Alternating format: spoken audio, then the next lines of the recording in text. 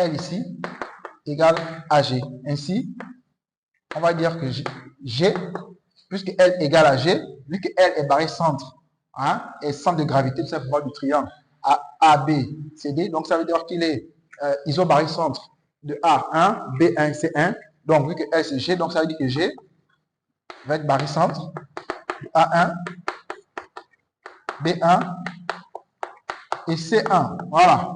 Donc, je viens à peine de vous montrer que le point G est le centre de gravité de mon triangle ABC. Il est bel et bien isobarycentre.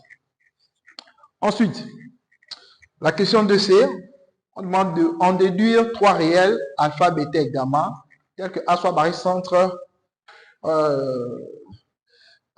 de G associé de coefficient alpha, B associé de bêta et C associé de gamma. Donc, je vais partir de cette relation vectorielle-là. Donc, G étant barycentre, isobarycentre, donc ça équivaut à dire que AG, le vecteur AG, plus le vecteur BG, plus le vecteur CG, donne le vecteur nul.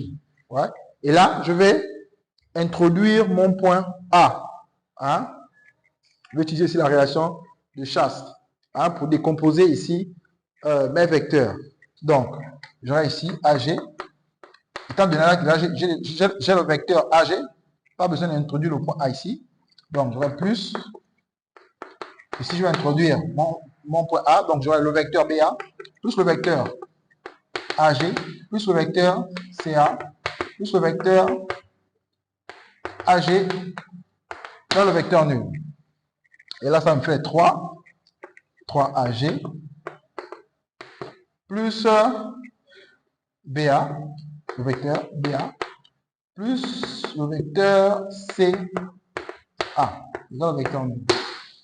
Étant donné qu'on veut écrire A comme étant barycentre, donc cela va me donner tout simplement 3AG moins, ça veut dire que moins le vecteur 3AG moins le vecteur AB moins le vecteur A quoi?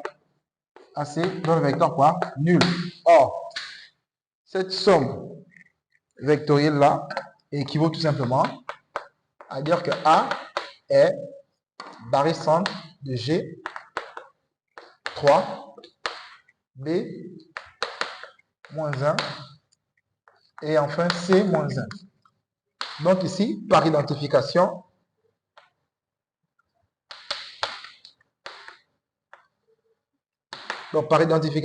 alpha, c'est 0,3, bêta, moins 2, et gamma, moins 1.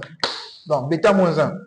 Voilà, alpha vaut 3, bêta, moins 1, et gamma, moins 1. Voilà, donc, je vais à peine de déterminer mes trois réels. Ensuite, la question 3. Ici, on nous a donné soit K, on a dit soit K le barycentre, soit K, je vais diviser encore le tableau, me permettre de gagner en espace. Donc, c'est la question, quelle question là? 3. Voilà, et ici, c'était quelle question? 2C. Et c'était 2C. Excusez-moi si j'ai pas numéroté dès le départ. Voilà, ça marche. Donc, la question 3, on nous donne K comme étant barycentre. Voilà, les points pondérés G 3, C moins 2. Voilà. Voilà. Donc, on demande de construire K. On veut construire le point K. Je vais faire un petit rappel. Si on a A, dans la somme des coefficients différents de 0, alors il existe un unique point G tel que G soit barycentre tout simplement A affecté le petit a, B affecté le petit b, et C affecté le petit c. Voilà. Donc, ça équivaut à dire tout simplement que on obtient la relation vectorielle qui dit A, GA, ça veut dire que A, GA vecteur plus vecteur B, vecteur GB, et c'est le vecteur GC. Excusez-moi. GC. Donc, vecteur B. Donc, AG, ici, lorsqu'on introduit le point A, on manipule cette expression vectorielle-là, on trouve à la fin le vecteur GA donne B sur A plus B plus C, vecteur AB, plus C sur A plus B plus C, vecteur AC. Voilà. Donc, ça, c'est un petit rappel. Ouais. Donc, je vais me servir de ce rappel-là automatiquement pour construire mon fameux point. Quel point là-bas? Construire le point K.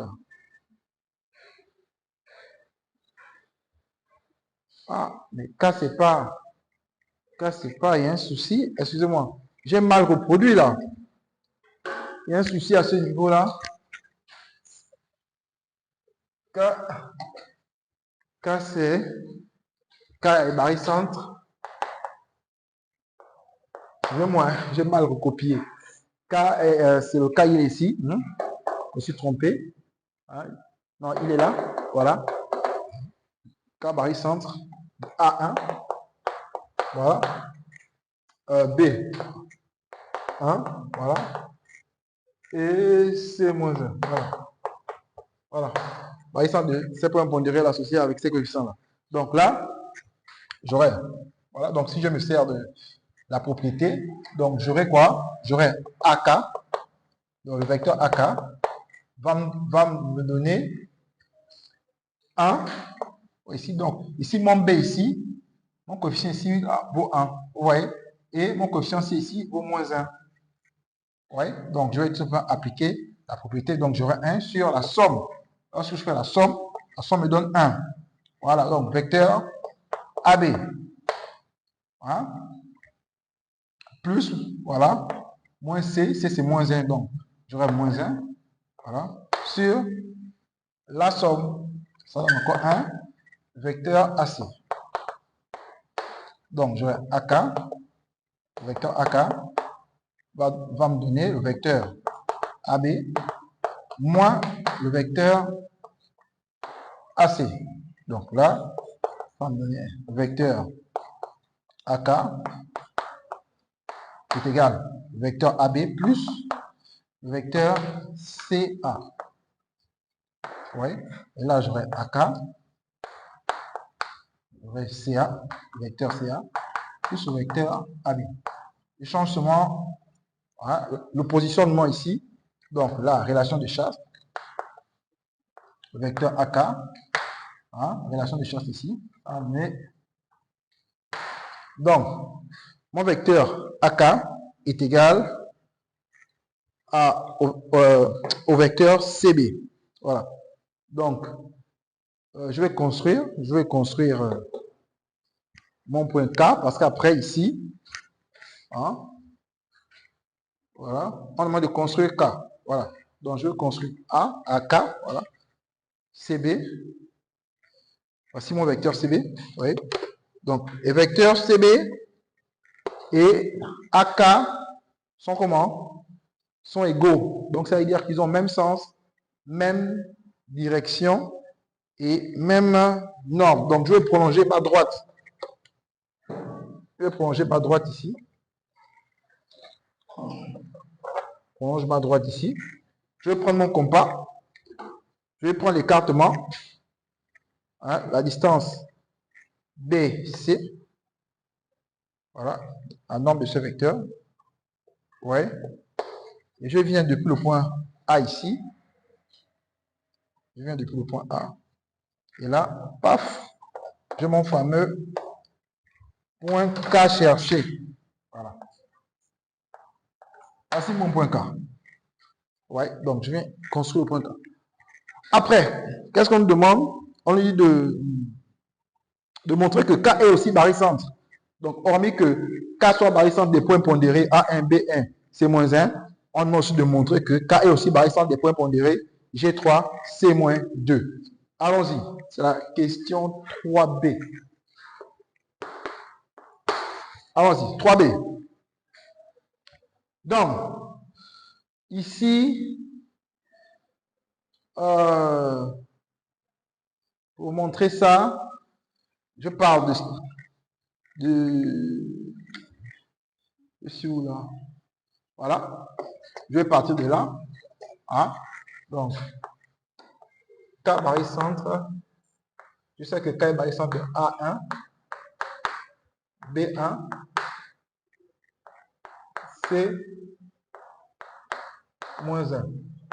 Voilà. Et là, j'aurai K barycentre de A1, B1,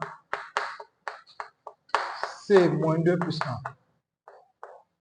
Et là, j'aurai K barycentre